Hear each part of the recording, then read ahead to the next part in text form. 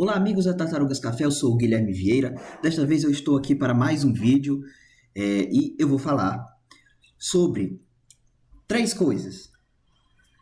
Futebol, nós tivemos Manchester United e Liverpool no dia de hoje. Eu pensei que eu ia perder esse jogo, mas acabei assistindo, né? NASCAR O'Reilly e NASCAR Cup. Então percebendo que tá faltando alguma coisa, né? A Fórmula 1 que teve hoje, mas por causa de um certo problema, mais comigo mesmo, eu acabei perdendo. Então não vai ter vídeo, a não ser que eu consiga depois ver a corrida completa, tá? A Fórmula 1, qual foi o problema que deu com ela? O tempo todo eu tava sendo assim, não, a corrida vai ser nesse domingo, 5 horas, no dia 3/5 de 2025 e 26, perdão. E aí eu fiquei nisso, 5 horas e também fui fazer outras coisas. De manhãzinho eu fui assistir a NASCAR O'Reilly, tá? Fui assistir, aí nem me toquei que tinha acontecido de mudar de horário. Eles anunciaram bem ontem, na real, e deu ruim, cara. Aí eu perdi a competição o que era pra ser 5 horas, acabou ficando de 2 horas. Aí eu não consegui assistir, né? Então não vou poder falar nada sobre isso pra vocês agora. Talvez esperando sair os melhores momentos, se sair nessa semana ainda, né? Talvez eu vá lá e fale um pouco para vocês, porque tem novidades, né? Na Fórmula 1, passou esse mês inteiro sendo repercutida a parte das regras, a parte das atualizações das equipes, principalmente no canal Ressaca Motor. Eu recomendo muito para vocês o Ressaca Motor, porque ele geralmente traz muitas atualizações, então vão lá no canal dele, assistam, e vejam toda a repercussão de um prêmio para outro e toda a análise do prêmio, né? Que eu ainda não vi, não pude ver, porque acabou a NASCAR agora. Tá, primeiramente, para os interessados em futebol, que geralmente vão começar o vídeo, vão querer ver primeiro o deles, né? Nesse caso aqui é o meu público majoritariamente interessado em futebol. Eu não sei tanto sim em futebol europeu, por sinal, mas vamos falar um pouco sobre Manchester United e Liverpool, né? Esses dois times que protagonizaram um jogo hoje, até que legal, tá? E eu vinha avisando para vocês o quê? Que esse Liverpool do Arne Slot estava fazendo uma temporada horrível e que quando chegasse o jogo contra o Manchester United, ele ia tomar uma goleada, porque o Manchester United não tinha competição internacional, foi eliminado cedo nas duas Copas, tem apenas a Premier League. É um time já descansado e o Carrick chegou e mudou todo mundo. O que o Carrick fez? Não, ele colocou, por exemplo, o Embelmo de ponta, que é o que ele é, né? Muito simples. Colocou o Bruno Fernandes de meio atacante, que é o que ele é. Casemiro de volante, que é o que ele é. Então ele coloca os jogadores baseados nas características deles. Tá? O Arne Slot, eu não sei o que é. Ele coloca o Frimpong de meia direita, sendo que ele é lateral direito, ele é mais ala e tudo. Ele pode funcionar ali, beleza. Mas coloca o McAllister de volante, pô. Aí não presta, o McAllister não é volante. Entendeu? Ele não é aquele meio-campista defensor que só traz a bola da defesa para o ataque nem nada, não, pô. Ele é o armador. O número atrás dele é o 10, pô. E é o 10 porque na temporada que ele foi campeão da Premier League, ele tava com essa numeração. No Brighton ele tava com essa numeração. Na Argentina não, porque na Argentina não pode tirar o número 10 do Messi, né? Fica meio complicado tirar o 10 só quando ele não joga aí. Mas o McAllister, pô, ele é armador. Ele cria as jogadas. Ele não, digamos assim, ele não faz transição de defesa para ataque. Ele não defende, né? Quem deveria estar fazendo isso é o Szoboszlai, porque o Szoboszlai faz tudo no campo e ele funciona fazendo isso. Por que você acha que o Arne Slot sempre coloca ele improvisado na lateral direita quando não tem ninguém? Porque ele é o cara que tá muito no ataque e muito na defesa. Ele tá com a bola direto e dá certo. Só que ele resolveu colocar o Curtis Jones, né? Acho que nem é a dele também, mas ele também faz alguma coisa lá, porque o Bradley tava machucado. Continua machucado, acho que ele vai perder a temporada inteira, se eu não me engano. E o Szoboszlai funciona muito melhor no meio de campo do que especificamente na lateral, né? E faz o time funcionar porque o Szoboszlai tá jogando sozinho. Mas, cara, é o segundo tempo. Vamos lá. Pra mim, o Liverpool dava pra chamar de Liverpool dente, porque foi um time duas caras, cara. Puta que pariu! Esse time, eu não entendo o que é que está acontecendo com esse time. Que porra é essa? Pô, a gente é eliminado por Paris Saint-Germain sendo humilhado, e eu já sabia, eu disse, vai ser humilhado esse time. E foi a sorte de não ter tomado a goleada. Pede pro Manchester City tomando a goleada na FA Cup, pô. Tomando um 4-0. Um time que tem muitos problemas defensivos, o Van Dijk vacila muito, já não é mais o grande Van Dijk que a gente conhecia, nosso querido holandês. Gravenberch joga bem, mas ele não carrega um time só. Szoboszlai carrega. Szoboszlai carrega muito bem o time ali, cara, muito. O Konaté, ele é lento, ele também tem problemas defensivos que interferem um pouco no time. Apesar de ter o corpo forte, às vezes ele conseguir boas interceptações, tá? O Robertson não jogou absolutamente nada hoje. A bola tava falhando demais no pé dele, tava queimando, cara. Ele não tava acertando porra nenhuma que ele tentou. Aí veio o Manchester United jogando o fino da bola aqui do jeito que tá jogando e vem pro jogo. No primeiro tempo, o Liverpool pegava assim na bola e não conseguia criar nada. O Manchester United fazia o quê? Vem. O Liverpool vinha, ficava tocando a bola ali na frente sem objetividade. O time do United também estava defendendo muito bem, né? E diga-se de passagem, mérito muito do sistema defensivo do Carrick.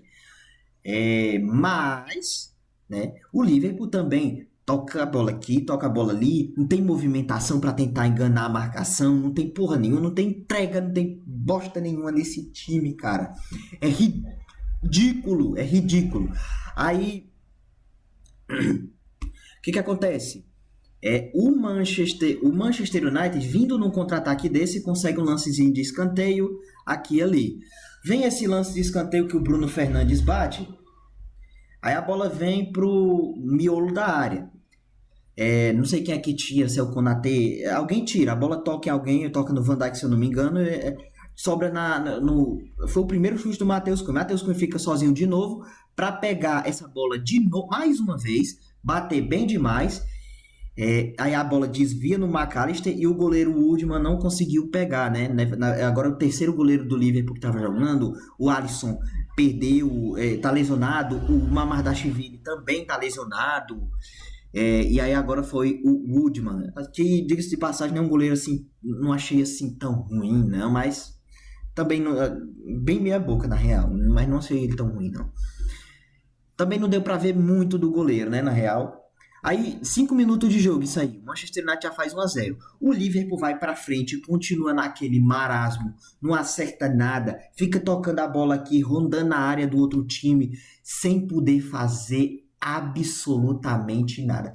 Toda a bola que o Robertson pegava naquela esquerda queimava no pé dele. Era batata quente até dar uma dor no pé. Pelo amor de Deus, que esse bicho precisava botar era 1 quilo de gelo. Porque, pelo amor de Jesus Cristo, enquanto ele estava errando, aí vem mais um contra-ataque para o Manchester United. O Bruno Fernandes pega essa bola aqui e na primeira vez que ele pega essa bola, eu não sei nem se ele olha, mas ele vê o Chesco na área e dá um passe perfeito. É porque, sabe, o Chesco perdeu aquele gol porque ele tropeçou. Eu não sei o que porra foi que houve, que ele tropeçou, aí ele perdeu o gol, aí acabou que a bola resvalou no Woodman, mas sobrou de novo, o Bruno Fernandes pegou esse rebote, mandou para dentro da área mais uma vez. Dessa vez ele já estava dentro da área, né, na real, mas mandou para a boca do gol. O Chesco foi receber a bola, mas ela tocou no Woodman. Esse toque fez com que o Bruno Fernandes não completasse as 20 assistências que ele precisaria para igualar o Kevin De Bruyne, por exemplo, numa temporada só de Premier League. Ele continua hoje com 19. Mas a bola passou do Woodman e aí vem uma polêmica. Por quê? Porque assim, a bola bate no chão, a bola bate na mão do Woodman E aí, nessa hora que ela bate, ela vem aqui na direção da mão do Chesco. A imagem não fica certa, não tem 100% de certeza. A bola, por um ângulo, parece ter tocado na ponta dos dedos dele. Por outro ângulo, não parece, né? E só de tocar nessas pontas do dedo, anularia, né? Anularia. Mas o problema é que, assim, não tem como concluir. Uma imagem tipo assim, você tem cinco, se você tiver quatro imagens, por exemplo, você tem duas que tá dando toque e outras duas que não tá dando toque, é uma incerteza, ou três que não tá, ou sei lá, é uma incerteza do caralho ali que não dá pra saber mesmo se tocou, né? Aí vai da honestidade do Chesco ou não, se ele tiver tocado, né? Obviamente, se ele admitisse, né? Nesse caso ele não admitiu, se ele for honesto, ele realmente não tocou, né? Mas beleza. Por causa dessa incerteza, o juiz foi lá e deu gol. Deu gol para o Manchester United. Na minha opinião, gol bem dado, porque não deu para ter certeza. A bola parece não resvalar, mas por outro ângulo parece. Aí fica muito difícil também. Também é difícil de concluir alguma coisa. Me diz aí o que você achou, né? Nos comentários se você viu esse jogo. Ou então se você viu os melhores momentos, pode ver. Se você não viu também, pode ver lá os melhores momentos no canal da ESPN ou em qualquer canal que encontre aí. Mas, cara, aí, a partir daí o Manchester United diminui o ritmo, deixa o Liverpool jogar. O Liverpool fala, não vou fazer nada. Vou conseguir não. O Gakpo tenta um chute de longe, aqui, e nada mais. Primeiro tempo, marasmo completo do Liverpool. Meu irmão não dava nem para reconhecer. O segundo tempo é diferente. O time volta com garra, com vontade e volta com a estratégia diferente. Agora ele vai fazer o seguinte: Manchester United vai propor jogo, tá? O Manchester vai propor jogo. Agora, nós vamos deixar isso. O que a gente vai fazer? Vamos trabalhar no erro deles. Aí acontece que o United ele vai errando alguns passes e são erros decisivos, porque o Szoboszlai ele consegue uma interceptação. Já no começo do segundo tempo, ele consegue uma interceptação. Carrega a bola, não vê ninguém muito bem posicionado. Porque geralmente o Szoboszlai, quando ele quer achar o gol, ele faz o seguinte: não, tem o Ekitike ali, que pode fazer o gol, ou tem o Salah, que também pode fazer. O Salah, que mesmo assim não tá fazendo muito gol, mas pode tentar. O Wirtz não estava bem posicionado. O Gakpo estava marcado, o Szoboszlai puxou a bola para si, os marcadores, a galera que estava da frente aqui enganou a marcação do United. O Szoboszlai bate de esquerda cruzado e marca o gol. 2-1, beleza. Aí a partir daí o Liverpool volta melhor, ganha mais confiança, vem para cima. Puta merda, que loucura. Aí o tiro de meta pro Manchester United e o goleiro Lamens resolve fazer a maior pataquada possível. É tipo, tá ligado quando a gente joga Dream League? Para você que jogou Dream League, que você vai dar uma bola aqui no defensor, mas essa bola vai no atacante que está marcando ele, de longe. É exatamente isso que o Lamens faz. Aí a bola vem pro McAllister, se eu não me engano, ele toca no Szoboszlai. O Szoboszlai não bate, ele vê o Gakpo, que dá mais na cara ainda, toca, o Gakpo vai lá, só faz e pronto. 2-2. Aí, porra, que loucura. O Liverpool superando expectativas. O Liverpool vindo pra cima. Vai pintar virada? Não, não teve virada. Foi gol do Manchester United depois. Muito depois, o Liverpool não conseguiu manter a consistência que estava tendo, manter o ímpeto, o volume de jogo. O Manchester United se aproveitou disso, subiu um pouco mais as linhas de marcação. E o Amad Diallo, que foi ele que errou o passe, ele entregou o gol pro Liverpool. Se eu não me engano, foi ele, né? Que fez o terceiro gol. Ele foi lá e fez. Puta que pariu. Aí o Liverpool vai tentar, não consegue fazer mais nada lá na frente. O time do United continua tentando atacar. É bom que não faz cera, né? O segundo tempo foi um jogo bom, né? No primeiro foi, tipo assim, o Manchester United dominou o Liverpool, deu um nó tático. No segundo tempo foi mais equilibrado. No segundo tempo foi um jogo bom, porque ambos os times quiseram correr riscos, né? E aí, nessa história de correr riscos, eu também tenho que rebater um certo comentário de um companheiro aqui, que ele discordou de mim sobre Bayern e Paris Saint-Germain não ter sido o melhor jogo do ano. E aí ele mencionou Sporting e Bodoglimt. Cara, vou primeiro agradecer, muito obrigado. É talvez o primeiro a primeira grande discussão, porque teve outras respostas antes, né? Outras três respostas antes de eu responder lá. E responder aqui, né? Muito obrigado. A primeira grande discussão no meu canal. E, cara, você é muito bem-vindo aqui para dar sua opinião. Você, espectador, por favor, dê sua opinião.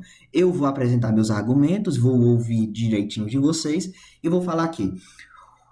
Por que que para mim foi o melhor jogo até agora? Vamos fazer o seguinte exercício. Se você tem um time que domina o jogo inteiro, só o time joga, né? É um jogo bom?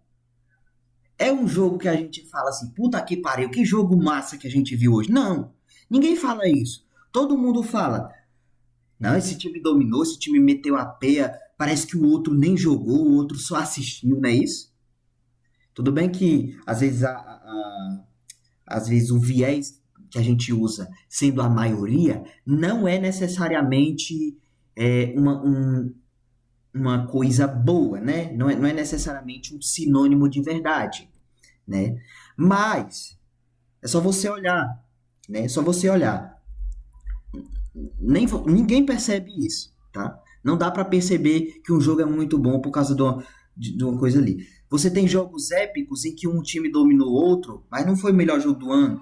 Barcelona e Paris Saint-Germain, jogo épico por causa da virada no primeiro jogo. O Sporting, a virada foi épica também, mas não foi um jogaço. O Sporting dominou, tá? Dominou.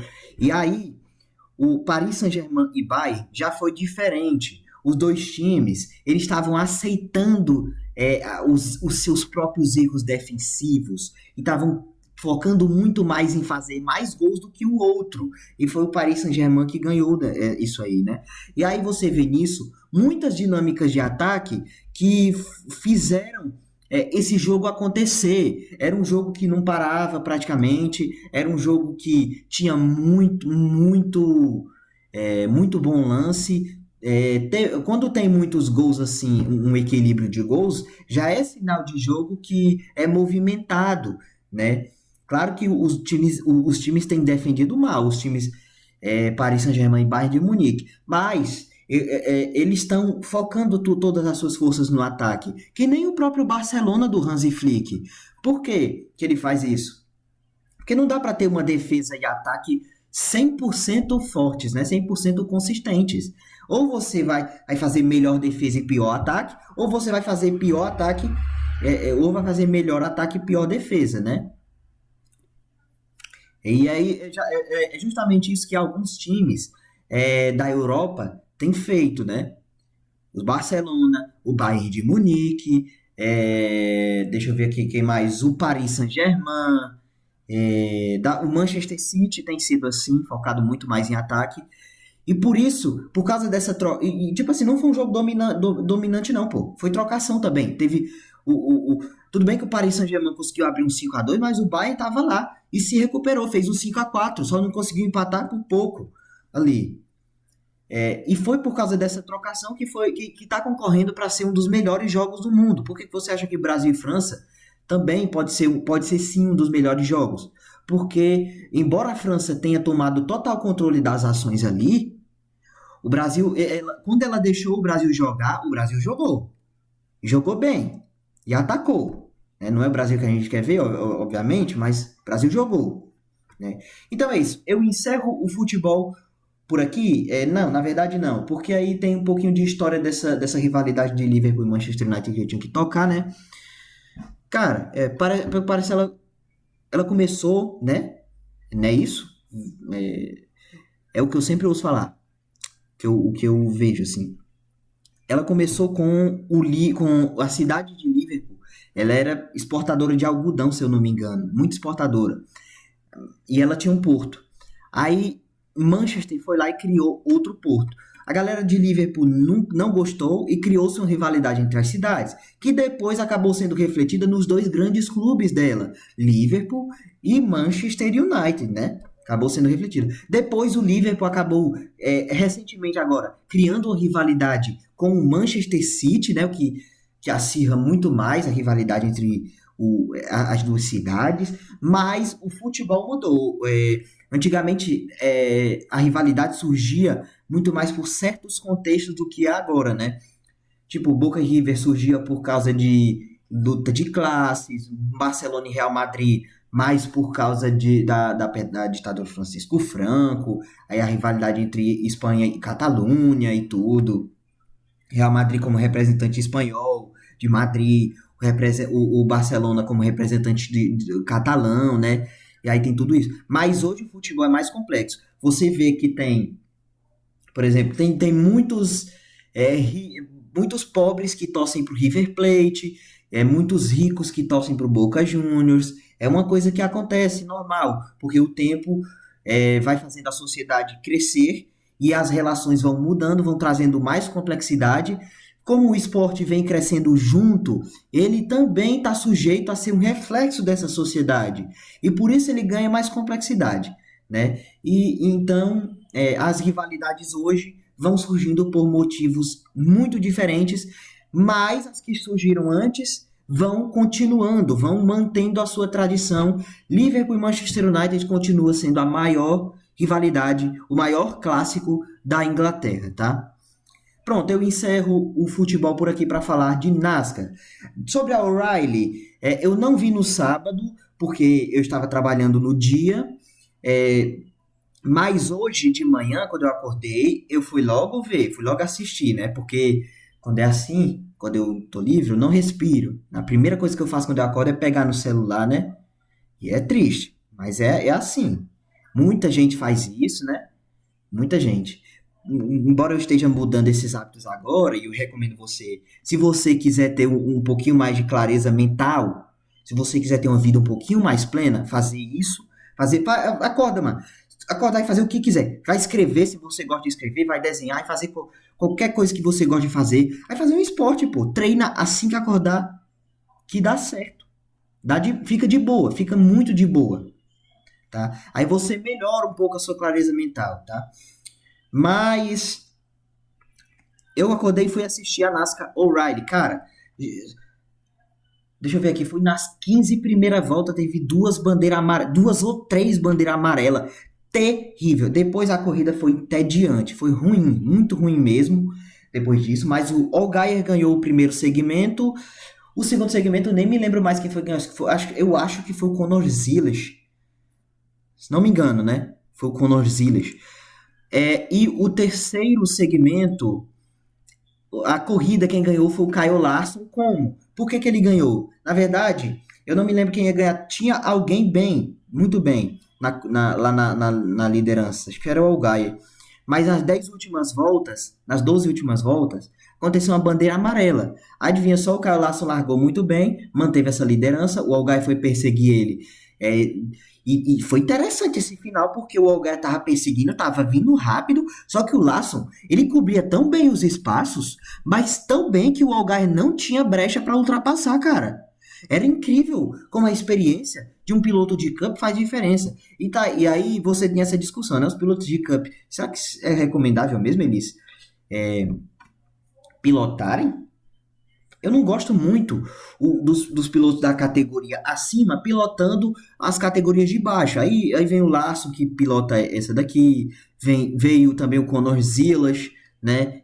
Mas geralmente vem muitos pilotos da categoria. É claro, é, coloca uma régua mais alta para os pilotos da O'Reilly, obviamente, vai acostumando eles a um nível de competitividade ainda maior, mas no geral assim estraga um pouco a competitividade da categoria, tá? Até porque esses pilotos não são de temporada regular, não ganham pontos, e aí fica meio complicado, cara, fica meio ruim mesmo, a verdade é essa. Da gente acompanhar com um pouco mais de clareza, né? Mas o contrário é legal, como eu vou já falar sobre isso. O contrário de pilotos que vêm de baixo conseguir fazer alguma coisa na corrida de cima, né? Bem, Kyle Larson ganhou a corrida de hoje no Texas, na corrida de ontem, perdão. O Allgaier, o homem do milho, hoje que estava patrocinado pela Roto Rooter, né? O desentupidor aí, foi o segundo colocado, ele que tá fazendo uma temporada incrível, né? Ele é o favorito principal ao título. Sam Mayer foi o terceiro colocado, Brent Cruz o quarto. Que temporada do piloto da Gibbs, tá? Que temporada do Brent Cruz, principalmente agora essas três últimas, não, de 3 e 5 últimas corridas, sim, ele tem feito ótimos desempenhos, cara. Brent Cruz aí crescendo muito na temporada. Parker Retzlaff, olha o Retzlaff, que não costuma ficar muito no alto, né? Ficou em quinto lugar. Sheldon Creed ficou em sexto, Austin Hill ficou em sétimo, Brandon Jones ficou em oitavo, Jesse Love em nono, Jeremy Clements, aê, moleque, o Jeremy Clements ficou em décimo. E por que eu comemoro isso? Porque ele toda vida, dá pena, o cara, toda corrida que eu vejo, ele tá envolvido no acidente. Ele que corre por uma equipe própria, né, a Jeremy Clements Racing, e ele tá sempre envolvido em acidente, mas o carro número 51 dele é um carro bom, um carro decente que dá pra trazer competitividade, pelo menos no top 10, sim, ele é um piloto já experiente, e eu gostei de ver ele ali de novo, mais uma vez ali no top 10, né? De novo, mais uma vez é foda. Mas é isso, cara. Vamos acompanhar aqui a classificação, que eu vou falar para vocês só os pilotos que estão indo para o Chase, né? Que são, em primeiro lugar, é o número 7, Justin Allgaier, ele que continua muito lá na frente, com 598 pontos, né?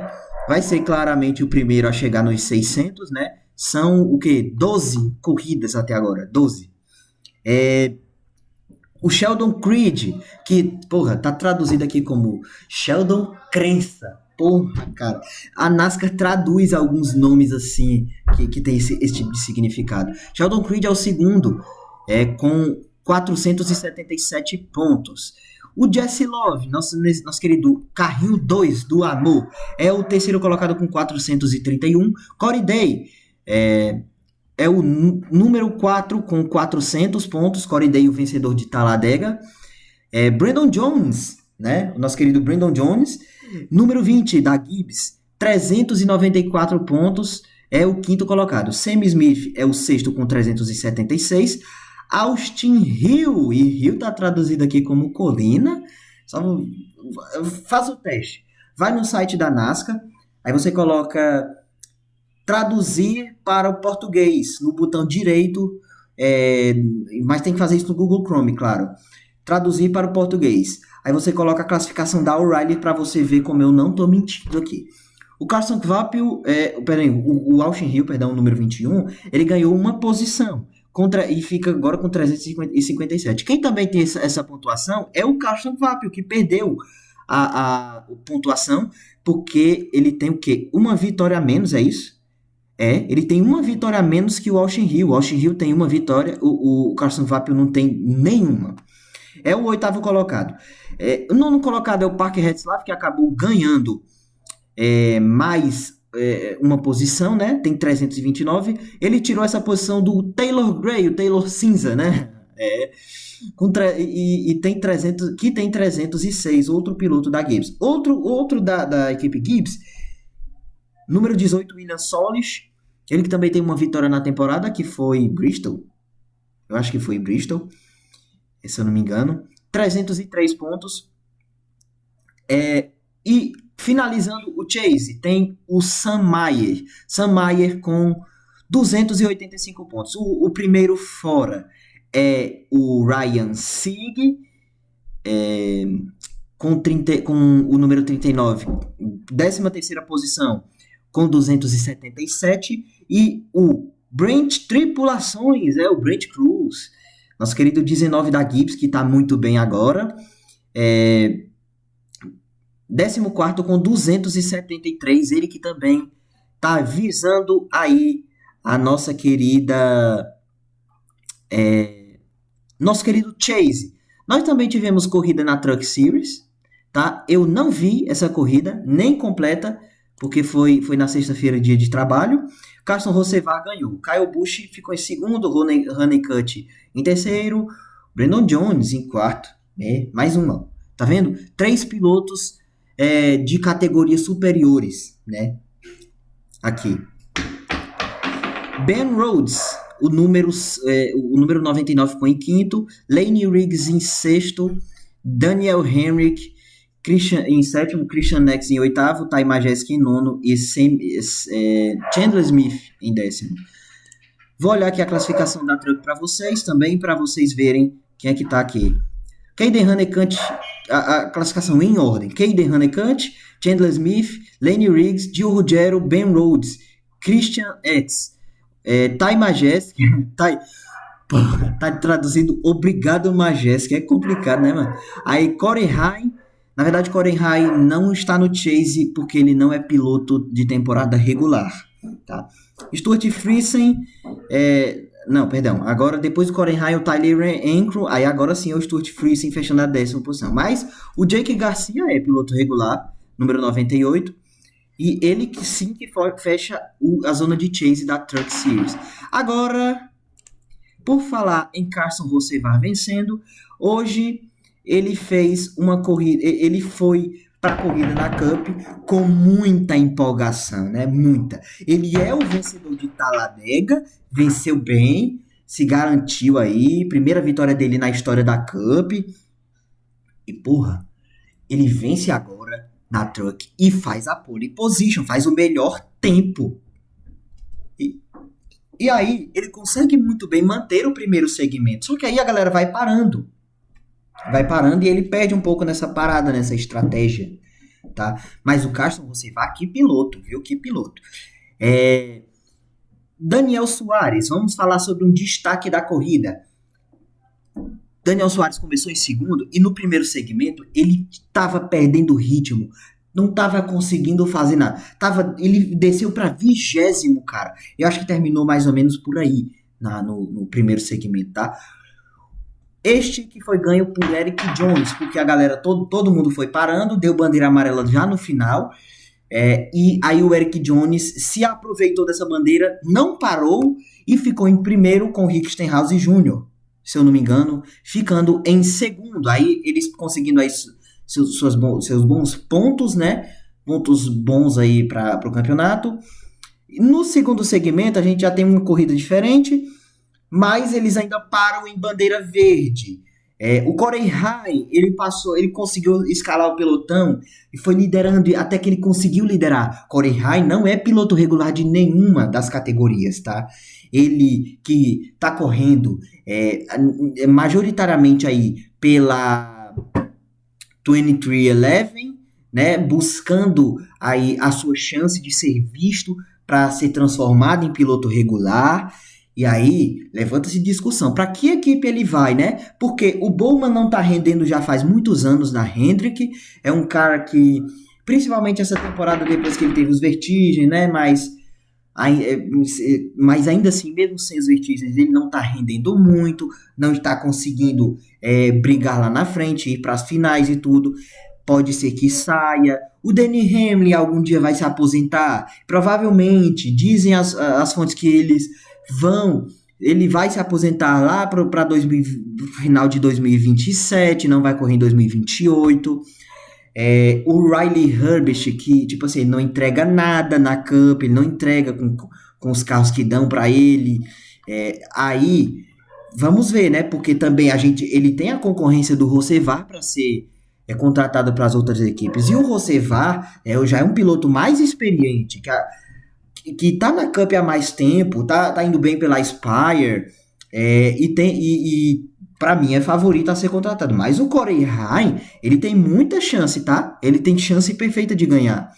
E aí, o segundo segmento, vem o Corey Haim, mas ele acaba parando, ele lidera muito da volta, e a partir dali deu para notar um padrão muito, para mim, que foi meio chato. Porque quem pegava a pista limpa do primeiro lugar acabava ficando isolado, completamente isolado, e aí a gente tinha que se contentar vendo disputas de mais embaixo, né?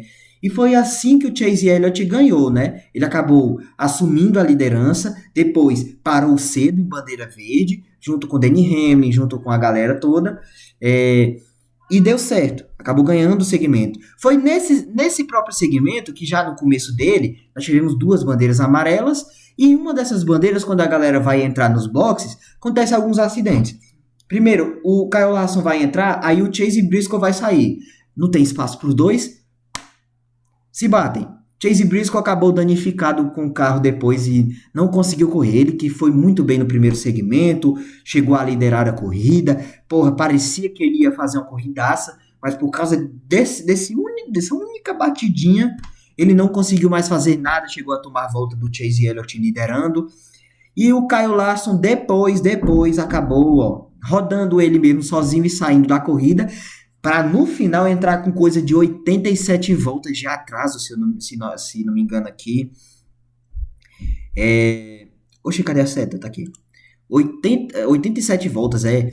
Aí ele entra, completa a corrida, beleza.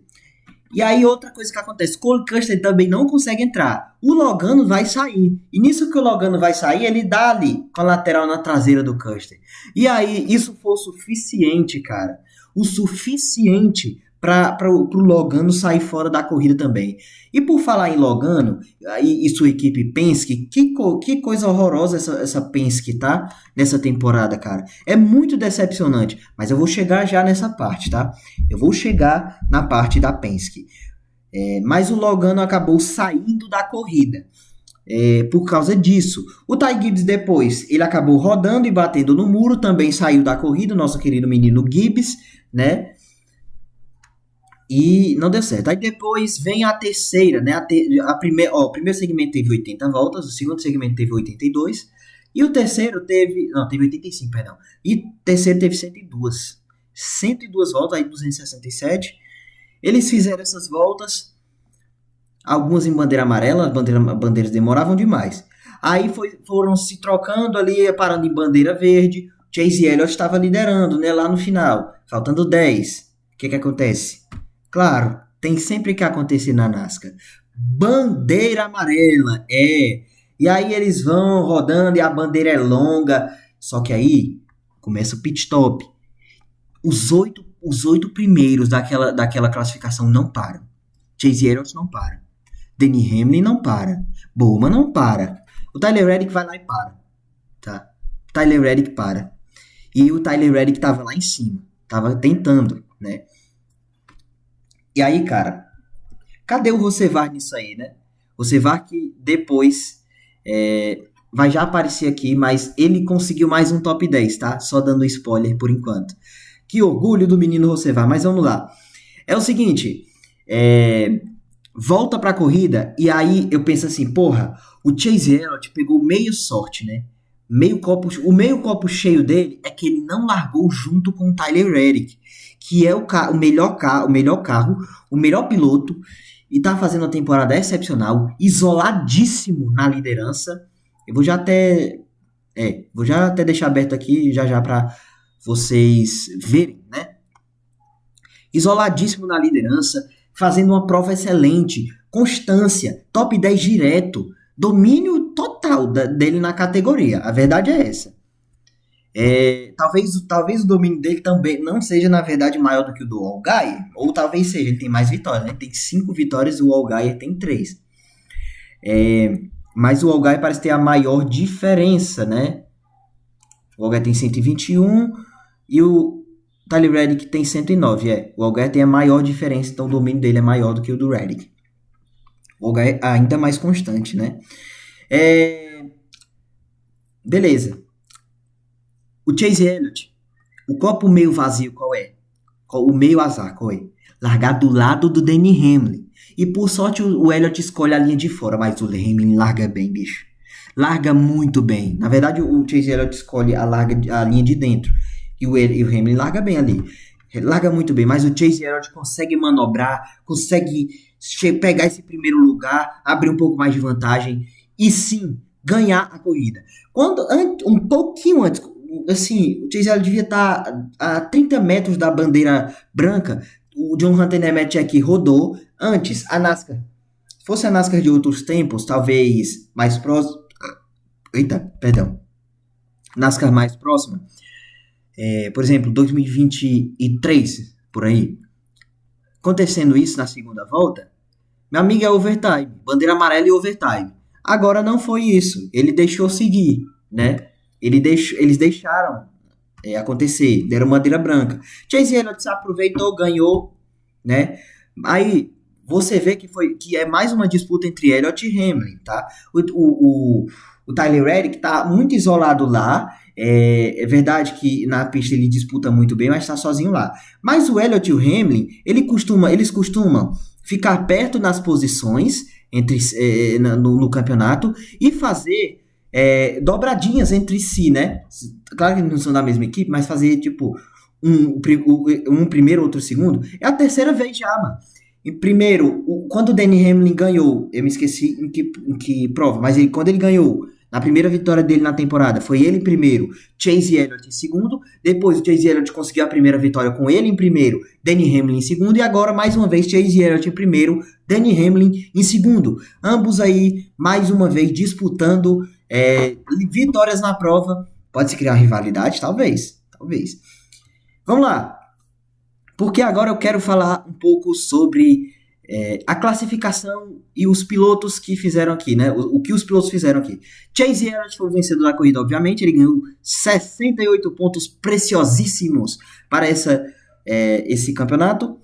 Nós vemos o Danny Hamlin em segundo, aí o Alex Bowman. Caralho, o Bowman ficou em terceiro ainda. Ele não parou, bicho, no final, naquela última bandeira amarela, né? Ele não parou, né? E ficou em terceiro lugar, Alex Bowman, mas conseguiu só 35 pontos. Ele nem pontuou direito no estágio, né? Pra falar a verdade. Nem conseguiu pontuar. Mas é um bom começo aí pro Bowman, tá? Que tá voltando aí de vertigens, que perdeu 3 provas praticamente na temporada, né? E que precisa dar uma resposta urgente. Apesar de que... Peraí, essa daqui é a 11ª, né? A gente ainda tem 12, 13, 14, 15... 16, 17, 18, 19, 20, 21, 22, 23, 24, 25, 26. A gente tem 16 provas ainda. Tem 16 provas ainda para acabar a temporada regular e definir quem vai se classificar para o Chase, tá? Mas ele precisa dar uma resposta porque o campeonato anda. E principalmente agora que a galera de um pouco mais de baixo tá começando a pontuar de verdade, a aparecer no top 10, pô. Carson Rossevar ganhou a corrida passada, pô, e agora ficou no top 10. O Tyler Reddick, ele ficou em quarto, o Chris Buescher ficou em quinto.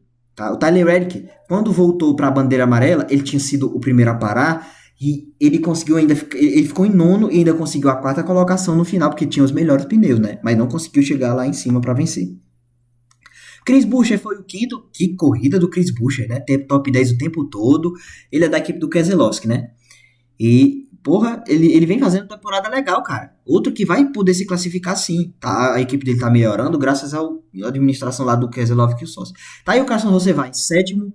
Ganha mais 41 pontos aí preciosos para a temporada. Oitavo, William Byron, né? William Byron que não tá fazendo uma grande temporada, que tá ali de meio a meio, também periga cair do Chase, né? E o Bubba Wallace foi o nono colocado, ele que tá fazendo uma temporada excelente, mas acabou fora de 2 provas, né? Ele podia estar muito mais alto se não tivesse assim. E o Ryan Blaney, né? Foi o 10º. Ryan Blaney que está carregando a equipe dele nas costas, porque Logan ficou de fora e está fazendo uma temporada horrorosa, e o Austin Cindric ficou apenas em 15º, tá? Apenas em 15º. Cara, outro destaque na corrida que eu vou mencionar aqui para vocês foi o Kyle Busch, tá? Porque ele começa lá em cima, se eu não me engano ele começa na quarta ou na quinta fila, acho que era na quinta fila, se eu não me engano. Isso devia dar 2, 4, 6, 8, 10ª posição, alguma coisa assim. E ele ficou muito lá em cima, cara. Deu certo, ele chegou a ficar em quarto lugar. O Chase Briscoe que eu citei aqui ficou em terceiro, mas tá ameaçado pelo Kyle Busch, né? Que posição ele ficou? Ele ficou em 20º, cara. Em 20º, tá fazendo uma temporada horrorosa, ridícula. Mas não é por causa dele, ele é um piloto bom, tá? Mas a Trackhouse, se eu não me engano, ou é a Richard Childress, que é a equipe dele. Aí já me fugiu a mente. Ele tá bem ruim, né? Bem ruim mesmo. E acabou ficando em 20º. E a temporada dele tá ruim. por causa do carro, praticamente. Christopher Bell chegou a liderar, tá? Mas por causa de um acidente no segmento 1, é, ele acabou ficando de fora, mas podia ter feito uma corrida muito mais promissora, Christopher Bell, que precisa também dar uma resposta aí na temporada, tá? Ele que é um piloto bom, mas essa temporada dele tá meio inconsistente, né? O Corey Heim terminou em 31º, acabou não concluindo, né? O Chad Finchon, né? Ele não ganha pontos, acho que ele não é regular também. Mas pelo parece é ruim, tá? A galera na transmissão do A 1000 por hora com o Rodrigo Matar tava pegando bastante o pé dele, porque ele também tava fazendo umas velocidades horrorosas. Carl Lawson terminou em 34º. Mas é isso, cara. Vamos ver a classificação. O Tyler Reddick continua mais líder do que nunca, dessa vez 11 corridas, né? Tyler Reddick tem 526 pontos, tá vendo? O Cole Guy tem 598 já. Com 12 corridas, é verdade. Em segundo lugar, ainda em segundo lugar, Denny Hamlin, tá? Fazendo uma temporada excelente de novo. Denny Hamlin. Chase Elliott, vencedor agora, ganha 3 posições, ele sai de sexto, aí quinto, quarto, terceiro agora. Fica em terceiro lugar. E, caramba, cara, 409 pontos pro nosso querido meninão Elliott, o filho do Bill, né? O filho de Bill Elliott, ele também tem um título, assim como o pai, né? E vai perseguindo aí o segundo. É claro, Chase significa perseguir, né? Então, perseguir Elliott é o terceiro colocado. Ryan Blaney. Pronto, eu queria chegar nesse ponto. Ryan Blaney. E a Penske. O número 12 tá carregando a Penske sozinho, cara. Logano tá fazendo uma temporada ruim. Não sei o que deu nele. Onde é que ele tá na classificação? Tá em 17º. Primeiro fora do Chase. Ele caiu 2 posições agora. Austin Cindric em 15º, pô. Então, assim, os dois outros Penske estão brigando para não ficar de fora da disputa final, das 10 últimas corridas, disputando o título, né? E o Ryan Blaney tá folgado lá em cima, tá em quarto, pô. E sendo sincero para vocês, é um dos favoritos e eu vou chegar nesse ponto. Tem 371 pontos. O Chris Buescher pulou em 6 posições, conseguiu 345 pontos. E o Rossevá, menino, nosso querido Carson da Massa. O Carson Rossevá, 23 anos, que tá numa equipe fraca, que é a Spire Motorsports, é verdade, mas é um dos favoritos para assumir novos carros, né?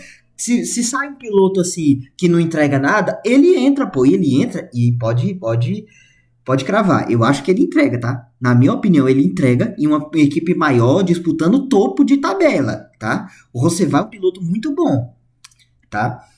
Número 77, 333 pontos. Sexto colocado. O Obrigado Gibbs. Não, eu não consigo parar de rir com isso aqui. Obrigado Gibbs. É o sétimo, cai 3 posições por não ter ido, né? Por não ter conseguido completar a prova, tem 330 pontos. Ainda ganhou 8 pontos hoje por causa do primeiro segmento. Kyle Larson é o oitavo, também cai 3 posições. 318 pontos para ele. Brad Keselowski, número 6 aí, o campeão de 2012, né? Nona posição para ele, 311. William Byron é o décimo. Apesar da oitava colocação na corrida, ele caiu 3 posições, né? Décimo com 308, tá? Então o William Byron precisa acordar. Ele é um piloto que pode estar muito mais em cima, tá? Mas vamos ver o que dá. Bubba Wallace, nosso querido Darrell Wallace Jr., 304 pontos na 11ª posição. Ryan Preece dentro do Chase. Ninguém fala, né? Mas a temporada do Ryan Preece tá decente por causa disso, né? Ele tá em 12º no campeonato, ganhou agora mais uma posição, né? Tirando, por exemplo, o Christopher Bell da reta. Deu muito certo isso. Por incrível que pareça, o Preece tá fazendo uma temporada muito boa, 12º com 298 pontos. Daniel Suárez, o Daniel Suárez que eu falei aqui, que ele fez queda livre, mas eu também não citei, que no terceiro segmento ele foi muito bem, tá? Deixa eu ver a colocação dele aqui. Daniel Suárez. Caramba, bicho. É porque no começo do terceiro segmento ele foi muito bem e já não tava mais em queda livre. Mas, caramba, cadê o cara, mano? Eu mencionei ele. Ah, ele ficou em sexto. Eu mencionei ele. Mas ele melhorou. Aí o Christopher Bell cai 3 posições, fica na 13ª com 291. O Daniel Soares, o próprio, em sexto, 271, fica em 14º, entra no Chase, subindo aí 2 posições, né? Ele estava em 16º, né? Então ele já estava no Chase. Austin Cindric, que aqui entra no Chase, né? O número 2 aí tem, né, 2 posições, 248 pontos, é o 15º. E o Chase Briscoe, né? 242, Perseguir Briscoe é foda, né, mano? 242 é o que fecha os 16. Aí, disputando aqui atrás, o Logano, que saiu da prova, né? Caiu 3 posições, 235 para ele. Ross Chastain, 18º. Que colocação que ele ficou na corrida? Deixa eu ver aqui. Acho que ele é da Trackhouse também, né? Da equipe do Busch. Aí eu nem sei qual é a equipe desse maluco. Ele ficou em 26º, então não dá bom. Ele tá disputando o 18º, o 19º é o Shane Van Gisbergen com 215 e o AJ Allmendinger com 199 fecha as 20 posições, mas são os 16 que vão para a zona do Chase, tá? O que mais? O Kyle Busch, que temporada é essa que o Kyle Busch tá fazendo? Cadê aqui? Kyle Busch, subiu uma posição, saiu de 27º para 26º, 182 pontos. É isso, meus amigos. E aí, e você? Sobre esses assuntos que eu mencionei aqui, e falando também em cima da argumentação do inscrito, o que você tem a dizer aí nos comentários? Diga aí, se você quiser. Também, se você tiver outras considerações, pode mandar aqui. Algum inscrito já pediu para eu fazer as coisas mais anotadas, né? Mas eu vejo que não funciona muito, não vai com muita fluência. Eu prefiro ter a paciência de melhorar a minha fala, né? De melhorar o meu pensamento improvisado na hora da corrida e de também roteirizar dentro da minha mente o que é para falar. Que isso faz ficar mais fluido, né? E faz ser mais natural também. Então é isso, eu vou ficando por aqui. Mas antes... Agora você pode fechar o vídeo se você não quiser ver publicidade. Porque a mitologia guilhermiana, ela já está no terceiro capítulo, tá? E eu vou deixar aqui o link na descrição, o link da playlist com os 3 capítulos lançados até agora. Essa playlist vai ser atualizada, mas vocês vão ver uma história muito engraçada nesse terceiro aqui. Engraçada mais ou menos, né? Mas não sei se é engraçada, mas é bem legal. É bem fantasiosa e bem elucidadora. Vocês vão ver, o título é A Era dos Magos e o Primeiro Semideus. O começo dos grandes mágicos do mundo e, claro, o nascimento do primeiro ser híbrido entre homem e Deus, tá? É isso. Eu vou ficando por aqui. Muito obrigado a você que assistiu. Até a próxima. Fui.